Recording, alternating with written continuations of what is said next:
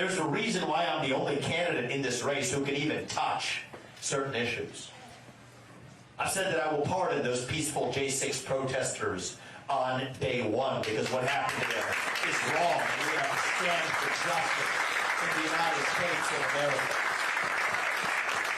I've said that I'm dead set opposed to the use of eminent domain for this unconstitutional carbon capture pipeline making its way across the western and northern part of your state. I've said that Ronna McDaniel, the failed chairwoman who's led us to 5 failures as a Republican Party, needs to finally step aside so we have accountability in our own party before we give accountability to the federal government.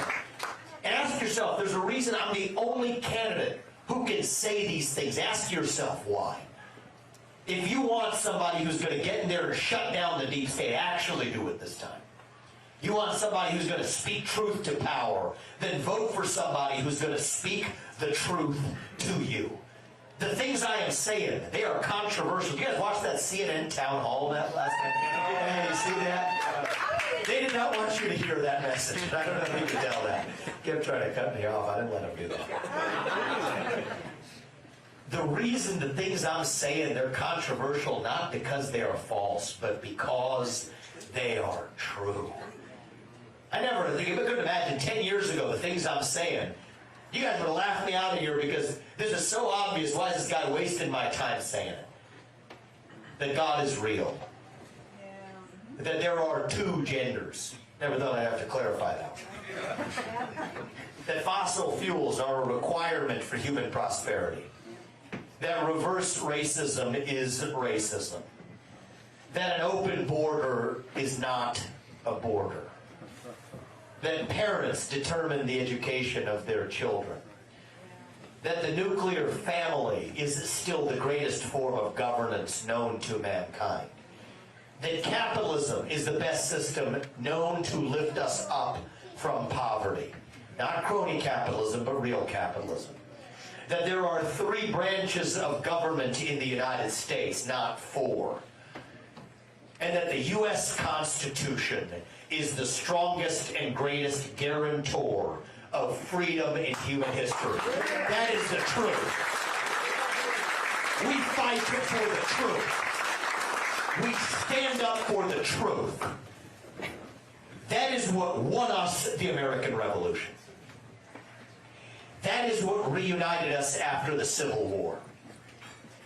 That is what won us 2 world wars and the Cold War. That is what still gives hope to the free world. And if we can revive that dream over group identity and victimhood and grievance, then nobody in the world, not a nation, not a corporation, not a virus, not China, is going to defeat us. That is what American exceptionalism is all about. And that is what we are going to revive to save this great country. Thank you all for coming out tonight. God bless you. God bless your families. And may God bless our United States of America. We will not stop until we get this job done. We're going to shock the world on January 15th. You come out, that's in your hands. Let's practice what we preach a little bit. I want to open this up. We got a couple microphones. I want to open this up. I'm going to sit across the table from Xi Jinping, all right? I can sit across the table for the tough questions. Give me the hard ones. Oh. Okay, great to see you again. Good to see you, brother. I'm hard one. On the concept of unity, our country was founded on a biblically Christian worldview. Yes. And I, as a conservative Christian, find that I agree with a Hindu like you, a Jew like Dennis Prager, and an atheist like James Lindsay a lot more than I do with someone like Pope Francis or the United Methodist Church. Or Joe Biden. Or Joe Biden. Like Joe Biden, yeah. So my question is, it seems like our unity as a country is now less based in spirituality and more in politics. And I'm wondering, how can we unite as a country when one half of the country is so politically averse to the other? And that's a deep question, actually. I don't want our unity to be resting on our politics, actually. It's got to be a deeper foundation than that.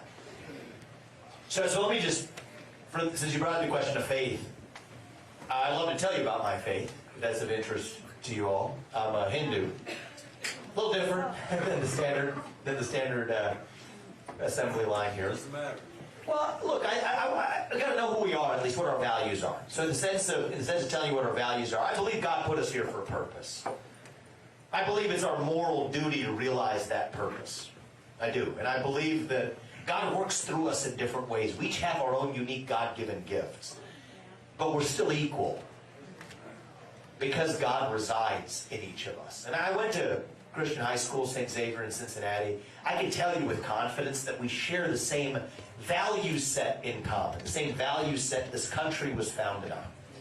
You go through history, you know, those pamphlets on your tables are written by Thomas Paine. I wrote this one, but it's modeled after the one that Thomas Paine wrote. And it's interesting. Common sense is what it was called. You're right, common sense. And he wasn't a traditional Christian. Even Thomas Jefferson, who's one of my favorite, if not my favorite president, was a deist, not a traditional Christian. But we shared the same Judeo-Christian values that this country was founded on. In the Ten Commandments, what do they say? There's one true God. Don't take his name in vain. Observe the Sabbath. Respect your parents. Don't lie. Don't kill. Don't cheat. Don't steal. Don't commit adultery. Don't covet. I didn't feel like I was reading those for the first time in 9th grade. And you look, are those foreign values? They look like it today. You go to your local DEI session at your company, or your local movie theater, or what they're teaching your kids in school or our universities. It feels like foreign values, but those aren't foreign values to most of us. And so I do think it's important. Half the job of the next U.S. president is not just policy. We can talk policy. Policy is important. That's half the job. Half the job, though, is reviving our national character. Answering who we are as Americans. And I think especially as a younger person, especially as somebody who's different in a number of ways, I think it's my responsibility, actually, to make faith and family and patriotism and hard work cool again, actually, for young Americans. I think we can do that. And I want to tell you something, too, because I go to college campuses. I see something that some of you may not be in college campuses in the same way. Definitely Republican politicians aren't. We assume in the Republican Party that they're going to be against us, right? They're chanting right now on college campuses some of the anti-Semitic stuff, and Intifada is what they're chanting. I actually watched one of these tapes, and there was something really funny I noticed, okay? They weren't even chanting Intifada, which is the Arabic word for uprising and, viewed as sort of an anti-Jewish call.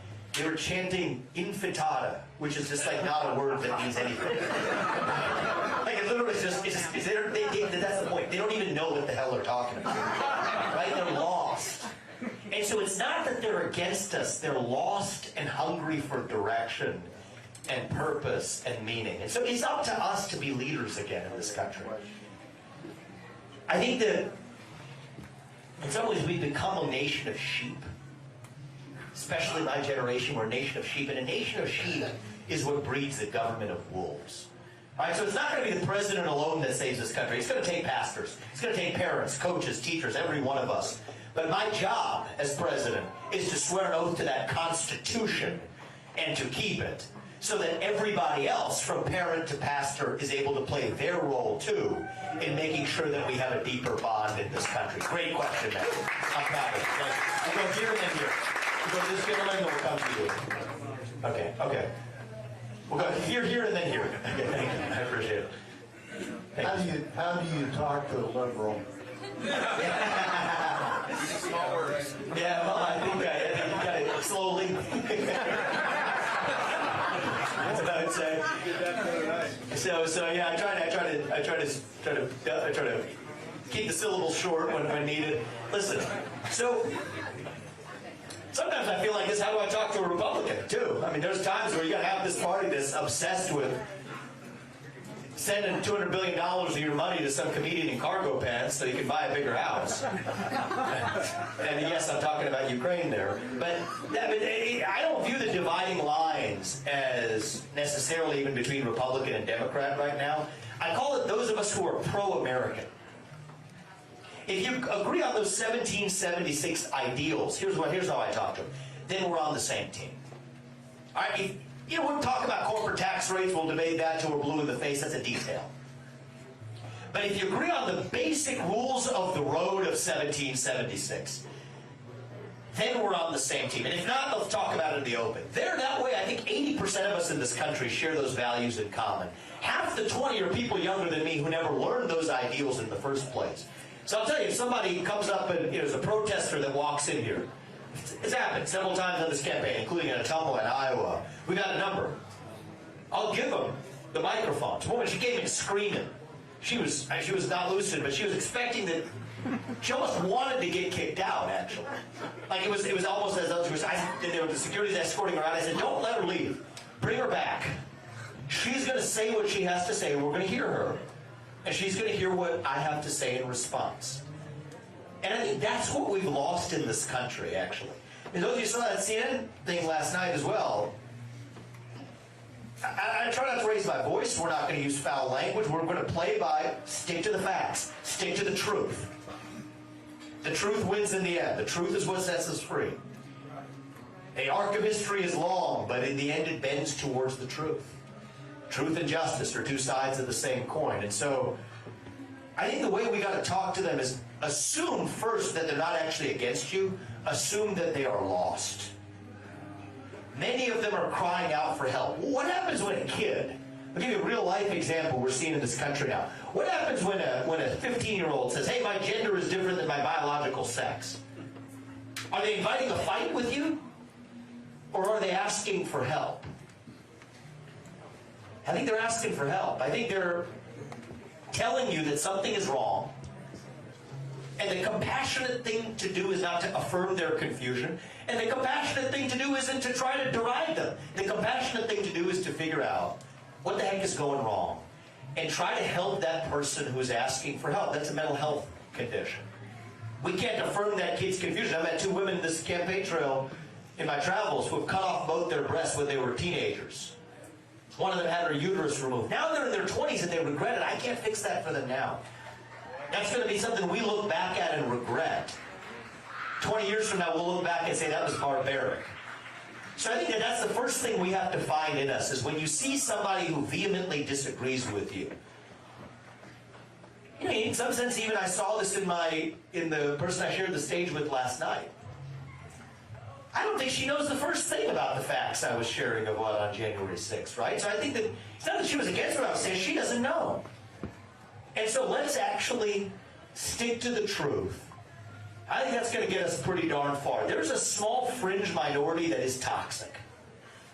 Okay, and at certain points you got to be strong. I'll never say be a bully, but if somebody's going to hit you, you hit them back 10 times harder.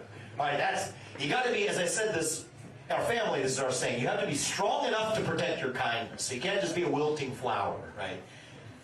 But when you're being strong, you also can't forget what you're fighting for. And I think that's an inner kindness in this country.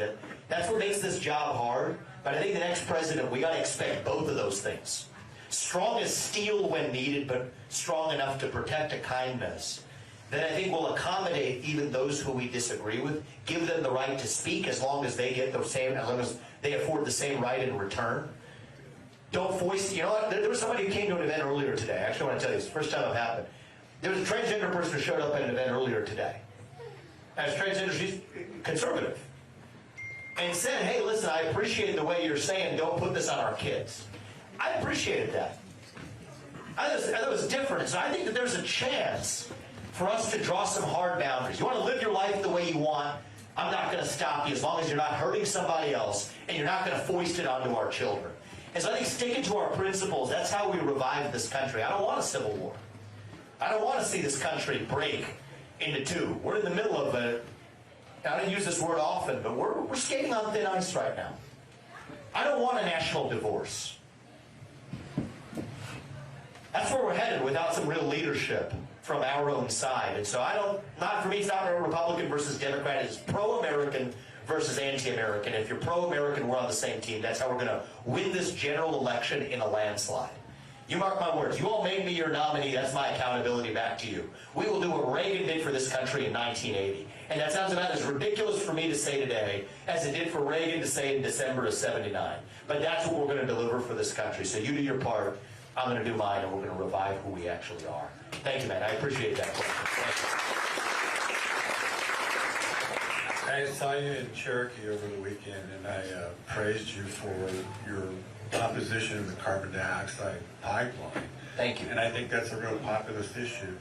I'd like to suggest to you maybe two other populist issues. Number one, a federal cap on interest rates on credit cards. And number two,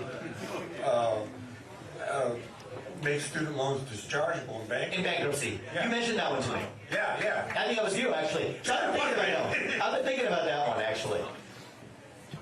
So I don't think that we can forgive student loans. But dischargeable in bankruptcy, there's a real cost to that. So I promise you, actually, I'm taking that under consideration. This is what I love about it. This is what I love about Iowa, actually, is I get better questions than we get from the media. is the truth of that matter. And this process works this way for a reason. Right? The system isn't set up for a guy like me to do this, coming in from the outside at the age of 38 as a businessman, calling out the failures of the Republican Party.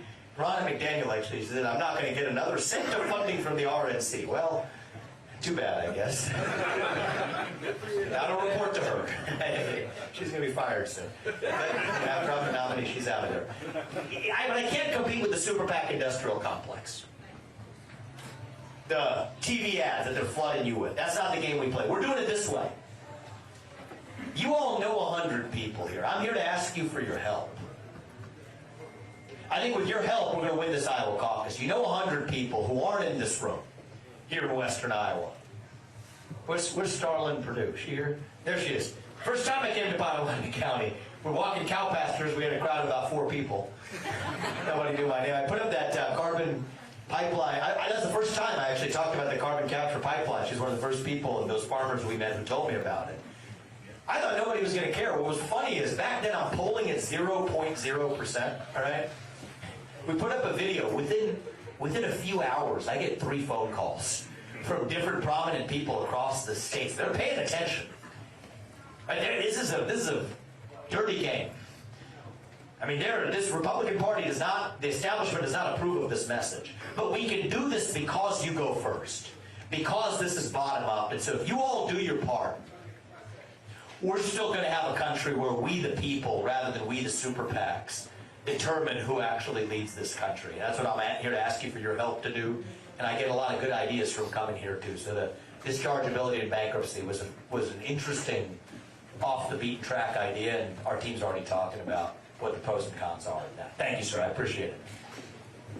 Thank you. I'm concerned the National Pulse is reporting that the government's terror watch list has now grown to over 2 million people, with a majority of now U.S. citizens.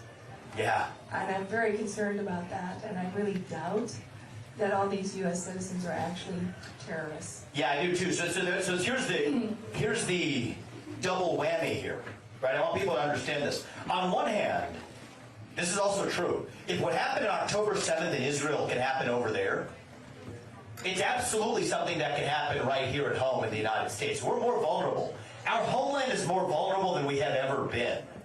70,000 special interest aliens from Islamic countries, jihadist countries, crossing our own borders just that were apprehended last year. Yeah.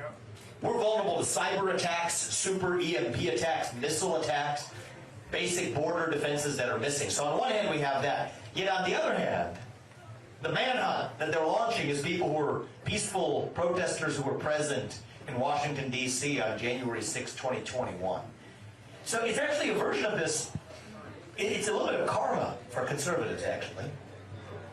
Because this is what happened in the post 9/11 era with the Patriot Act.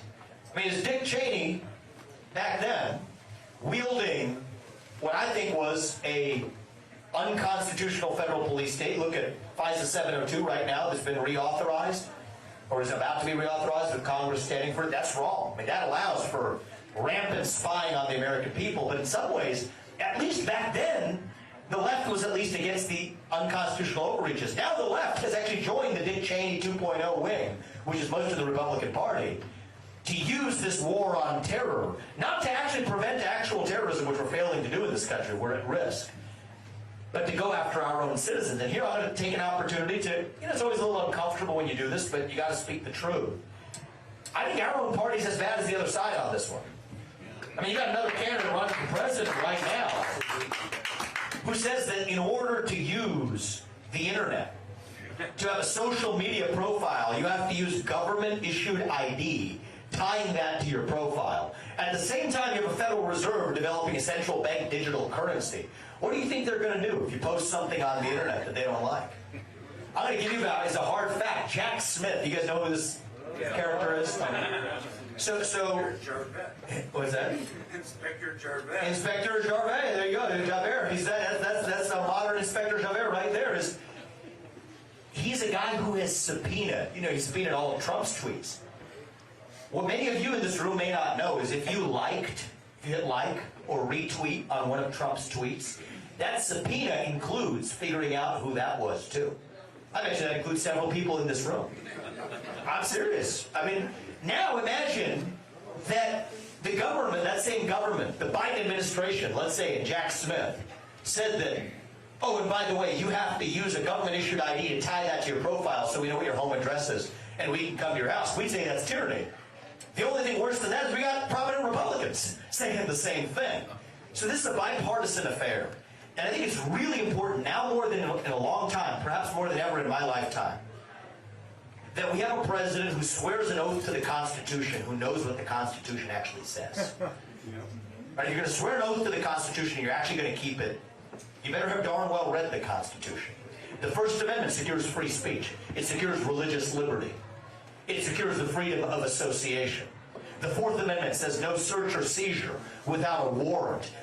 That's out the window. They view these as pesky inconveniences. That starts with the deep state. The president can fix this. The next president has to shut down that fourth branch, that shadow government. They duped Trump on this one. I mean, I respect the hell out of Donald Trump. And I've been more respectful to his legacy than any other candidate. The other ones irritate me because they've been licking his boots for money and endorsement for years. And then now we're Monday morning quarterbacking some decision he made. I'm the opposite of that. I haven't been licking his boot for years. I've been building businesses outside of this world of politics. But now that I'm in this, I will recognize his accomplishments, but they duped him. They said you can't fire those civil servants because of civil service protections. Read the law. Those civil service protections do not apply to mass firings. Mass firings are absolutely what I am bringing to the D.C. bureaucracy. That's what it takes to actually drain the swamp and get this job done. And so I'll give Trump on this national security overreach, I'll give him a lot of credit for rolling that log over, and we saw what crawled out. I'm bringing the pesticide. All right? That's my job. We're taking this to the next level and stand for the Constitution. I appreciate that. Hi, sir. I got a solution to reduce the national debt. I'm all ears for About it. a couple trillion. Okay? Sue China internationally COVID. for COVID. Yes. Why in the heck? So I'm actually talking about this. Yeah. We know it wasn't damn bad, right? It was a lab thing. We know it was a Yeah, lab. and the CDC had something to do with it, but Yeah. why haven't we got us? It's still possible to go after them. Yeah, it is. So we can actually talk about, we have to hold them accountable using every financial lever we have available, including up to the national debt that they hold. Actually. I mean, there's a way to do this. I don't want to get too technical, but since you brought it up, I'll sort of talk about one way we could do this. Is the problem with that is they will say that you don't want to reduce the U.S.'s creditworthiness if you're just randomly not repaying debt that you otherwise owe. So what you could do is actually you could repay what they call the ratable amount, right? That amount that would have been repaid to China, repaid to every other holder of U.S. debt. So it's not like the U.S. is trying to get itself off the hook, but that's holding China accountable. You're going to talk about addressing the national debt. Here's the single easiest way to do it. That isn't controversial, doesn't involve trade-offs. In fact, it involves fighting inflation and growing this economy. Take the oil and natural gas out from underneath our own ground and sell it. for several $1 trillion and buy down our own national debt. Then you start with those 75% reduction in the headcount in the U.S. bureaucracy headcount. $7 trillion of our national debt was due to wars in Iraq and Afghanistan that did not advance our interests. Frankly, the Taliban is still in charge 20 years later, and Iraq is still the same broken country, even worse, vulnerable to Iranian incursion, far worse, actually. And so don't repeat those same mistakes in places like Ukraine. Don't give a dime of foreign aid to any country whose national debt per person is less than ours. That's crazy, that we're just giving away our money to other people who have less of a national debt problem than we do. But with that combination, we're going to get the national debt down to about 20 trillion from 33. Then it's a lot more manageable. Then we don't have to suffer the same fate with interest rate costs right now. I want people to understand this. The interest costs on our own national debt are on track now to be the largest line item in the federal budget in the next 5 years. If that happens, we're in quicksand. And then it's all downhill from there. So that's the time period we're working with. So it's going to take a CEO of the White House. It's a great idea. That would be a maximum couple trillion. The real serious plan is to get the oil and gas out of the ground, sell it, buy it down, don't fight pointless foreign wars, zero-based budgeting, cut 75% of the number of federal bureaucrats, and now we're talking. That's the answer. Great question. I appreciate that. Time for maybe 2 more questions?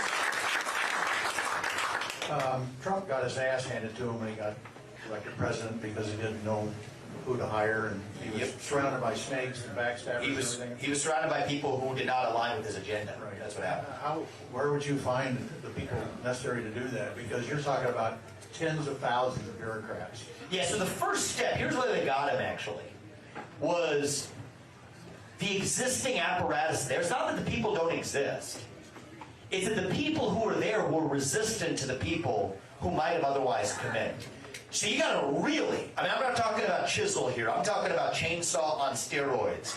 That's the first step when you get it. I'll tell you, people think I'm a crazy man when I say this stuff, but it's going to take policies that sound crazy to fix a status quo that's actually the crazy. So on day one when we get into office, I'll tell you why it has to work like this.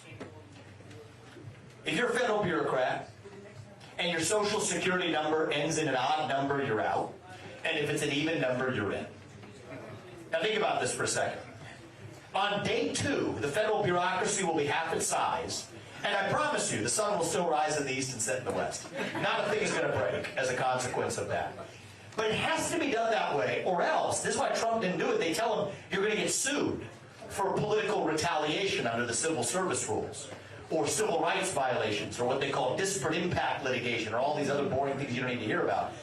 But if it's a large, indiscriminate mass firing, that's how you got the bureaucracy. And then you have the room to bring the fresh blood in. So that's the order we got to go in. We're already building the teams that we need. We're going to have a triad in every one of those agencies. Somebody who comes in from the outside, generally from the business world, an entrepreneur or otherwise. Somebody who's a constitutional scholar who understands what the legal basis is for shutting it down or downsizing it by 75%, and then one person who has come from some prior experience in that same bureau. So we're already putting that together. That's what this map is going to look like. But this is a serious plan to finally, at long last, end that 4th branch of government. That's really where they failed. So bringing in the new people is a lot easier once you've cleared the decks. We already are building that team, so we've got a running head start. I don't think they planned ahead to win. I'm telling you, I believe we're going to win this primary, we're going to win this Iowa caucus, shock the world, and then if I'm your nominee, we're delivering you a landslide. I mean, we're bringing young people, libertarians, independents, and we're bringing people along who have not thought of themselves as part of the GOP in a long time. 40% of our donors, we have 150,000 some odd small dollar donors, 40% of them are first-time ever donors to the GOP. That number is normally 2%, so we're about to deliver you a landslide, so we're planning to win. We're already starting now. I mean, I'm the only candidate in this race that's released our list of federal judges, both for the Supreme Court and the Appellate Court. We're doing the same thing now, not just for the cabinet, but who's going to run the Office of Personnel Management. It's like the HR branch of the federal government. It's really important. The Office of Management and Budget, it's like the CFO. Those are the positions you don't hear about. That's what matters. So we're ready to roll. We got the plans ready to go. I mean, shutting down the FBI, people say, is that a crazy one? Nope. It's a failed Bureau of Investigation, okay? That's what I call it. So there's 35,000 employees at the FBI. 20,000 of them are back office bureaucrats at the J. Edgar Hoover building. They're going to have to go home and find honest work in the private sector. Bye. Done with them. 15,000 of them are good agents on the front lines. Cops, good people. Move them to the U.S. Marshals, which hasn't been corrupted in the same way, which has been much better at fighting child sex trafficking. Move them to the Financial Crimes Enforcement Network, where they have specialization to go after white-collar theft. Move them to the DEA to fight the fentanyl epidemic. So this is about both increasing effectiveness and gutting the existing bureaucracies that don't exist. And then, yes, about half the people we bring in positions of authority, about half of them, are going to be people like me, who've never been in government before. And my ideal vice president would be somebody who has that similar experience of cutting through bureaucracy. Somebody like Elon Musk would be a great vice president. He wasn't born in this country, so but he's become a friend and somebody who I respect and did this at one company. But what he did to Twitter is what we're doing to the federal government. You cut it and the thing works better, actually. That's the mentality that we're going to require. Thank you. We'll come right here, sir. ATF, can we downsize that? Well, I have bad news for you, sir. ATF. ATF, shut it down, is what we say. We don't need it. And then the background checks, the narrow sleeve of background checks, move it to the U.S. Marshals. We've laid out a clear case for that. And the reason is, look, this is an agency that's hostile to the Second Amendment. Yes. That's the punchline. They believe the Second Amendment should not exist. It's not their choice. Our founding fathers made the Second Amendment for a reason. It's the one amendment that protects all the other ones. It's not about, it's not a thank you. It's not about hunting or sports shooting, right? You know, don't you love it when a politician will come on with a shotgun and some blazer and loafers and talk about go hunting for the Second Amendment? Dick Cheney can't shoot either, so. Dick Cheney really can't. You know? He's just good at selling the guns and making money for himself in the process. But the reality is, China, Iran, other countries, they profess to offer the same freedoms that we do in our Bill of Rights. They don't have them. Why? Because they don't have a Second Amendment. Even in our own history, black Americans didn't enjoy their civil rights until they got Second Amendment rights. The first anti-gun laws were designed to keep them out of the hands of black people. Actually, and Don Lemon and I had an exchange on this. I don't know if you guys remember that. His head exploded in the middle of that, and he managed to get himself fired shortly after. But it made his head explode. He's like, that's not true. And actually, if we had been able to have a more civil conversation, what I would have told him was, look at the Dred Scott case. That was a case, probably one of the worst Supreme Court cases in our history. Said that black Americans could not be citizens. Why? The Chief Justice, Taney, of the Supreme Court, said it was because that would allow black Americans to own guns. So we got to learn from our own history, the history of other countries. The Second Amendment is what protects all the other ones. The ATF does not have a constitutional authority to impede on that. If they try to do it, and it's a creature of the administrative state, shut it down, move the background checks to the U.S. Marshals. We're serious. This is how we're going to get this job done. So thank you. I appreciate that. Maybe last question? How about the IRS? Oh, we got a couple more. How about the IRS? IRS, yes, I said yes, and we're going to just move that to a revenue collection division within the U.S. Treasury. It's also on the list. When you have those extra, 80,000 some odd employees they've hired, it's a formula for corruption. We're ending that on my watch. We'll go back here, and I can't leave the young person hanging, so we'll give you perhaps the final word. Have you heard of the fairtax.org?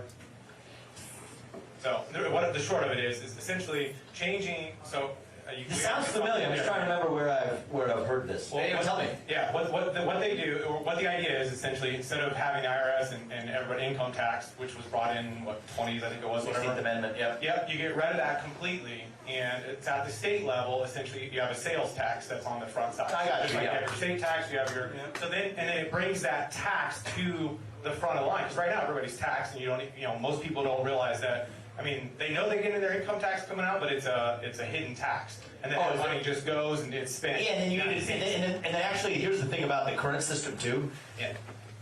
It sucks.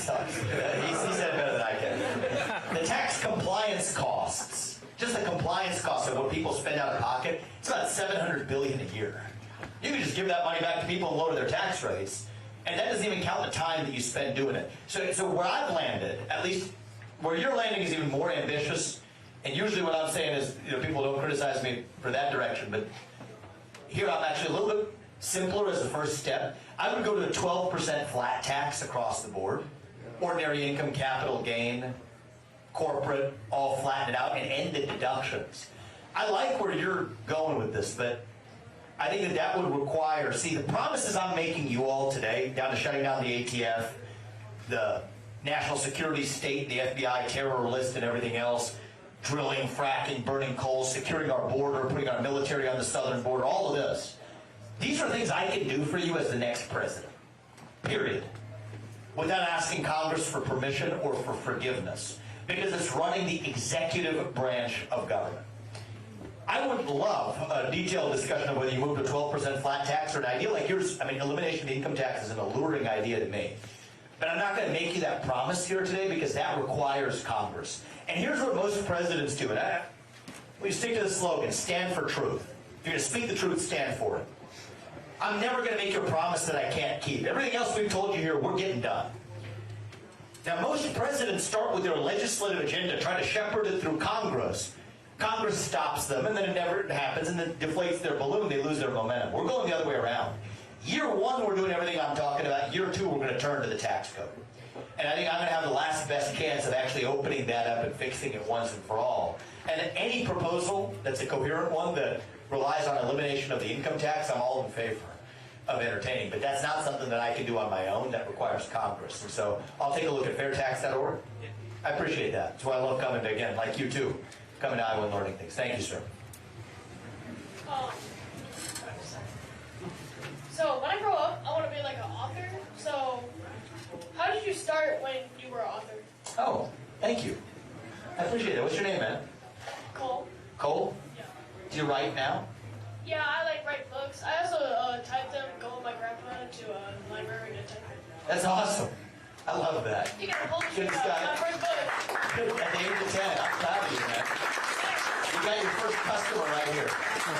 I'm interested. And you know, actually, I was going to give you the advice, but I can't even give you the advice because you're already following it. I'll tell you what it is.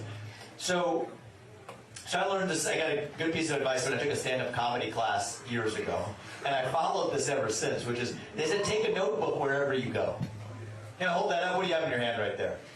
Kid's got a notebook. He brought it with him. He's already following the best piece of advice I could give him. And the advice they further gave me was, whenever something like really annoys the hell out of you, like it really annoys, sorry, 10 years, annoys the heck out of you. Annoys the heck out of you. You know, what would they say? Write it down. Okay, write it down when something annoys the heck out of you. So I did that, and they said that there's actually is a good formula for stand-up comedy. I did about 10 shows in New York. Didn't work out so well for me. But it did work out well for me because that's actually what led me to start my businesses. So I started writing down the things that annoyed me. One was the inefficiency and the cost of drugs, and writing down all what annoyed me there. And every business I've started, and I've started 3 successful businesses, 2 of them that I led. That came out of things that I wrote down at the time where you have that idea. And then it turns out that was also what led me to write my first book, Woke Inc. And you know what? I think your first book can be a bestseller too. You know, when people told me, it was really funny. I'll give you one more piece of advice on this. This has nothing to do with politics, but I love questions from young people. They take us outside of the, usual riffraff we're in. So it's funny thing happened. So I didn't know how to go about publishing a book either, right? I was a CEO of a company. So I sent out, so I had a friend who had published a book. They connected me with these agents who were the intermediaries to get to, the publishers. And so I was CEO. I had founded a multi-billion-dollar company. I had a proposal for the idea of this book. And I sent them like an idea of what you want to write. You call it just sort of a sample, like a pitch for the book.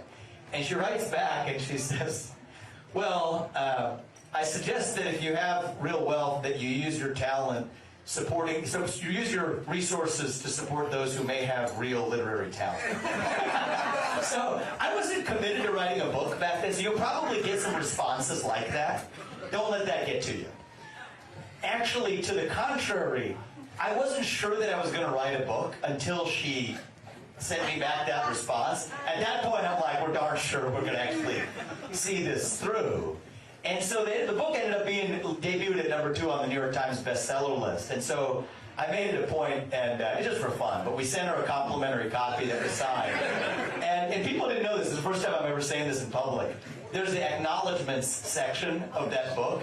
So I acknowledge my wife and my family, etc. And I just put an acknowledgement to this individual, this woman, to say, I thank you for providing a unique form of encouragement. I never even talked about that story until today. But I guess the moral of the story is when you're being an author or going out to be something that's a little bit different, you're going to have a lot of people tell you why you can't do what you set out to do.